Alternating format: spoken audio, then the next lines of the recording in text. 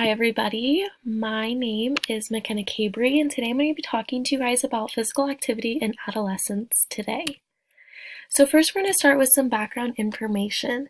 So what is it? Physical activity is any bodily movement produced by skeletal muscles that requires energy expenditure. So this can simply be examples such as going for a walk or run, riding your bike, taking the stairs, anything that really just gets you moving. So also something important to talk about is physical inactivity, and this is essentially the exact opposite.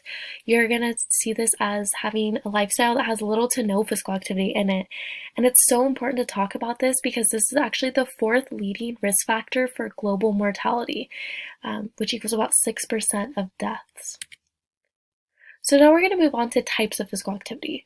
So we have aerobic, muscle strengthening, bone strengthening, and stretching. Some examples of aerobic would be running, swimming, walking, biking. Examples for muscle strengthening would be push-ups, sit-ups, lifting weights, things like that. Bone strengthening would be running, walking, jumping rope, lifting weights. Stretching is, I feel like, often forgot, but it is physical activity, and this would be examples such as touching your toes, side stretches, and yoga. So now we're going to move on to measuring intensity. So we have moderate and vigorous intensity. Moderate is going to cause a slight increase in breathing and heart rate, and vigorous intensity is going to cause a significant increase in your heart rate and cause fast, heavy breathing.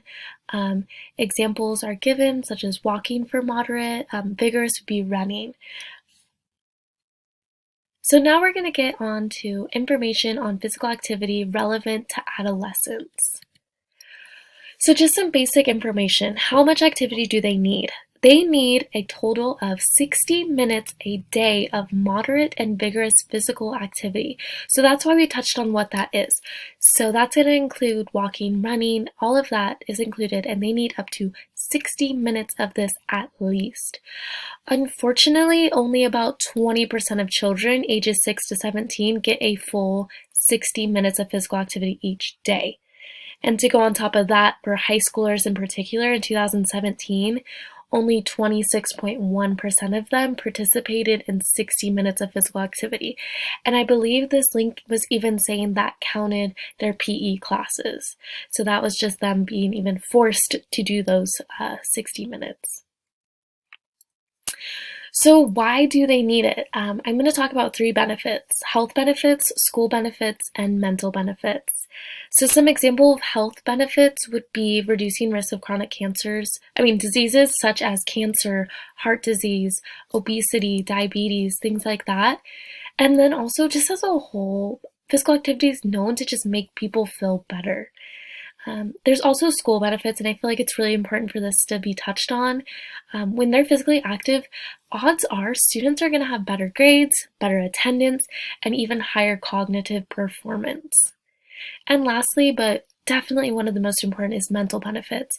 Physical activity is known to reduce stress, reduce anxiety, depression, and also help us sleep better.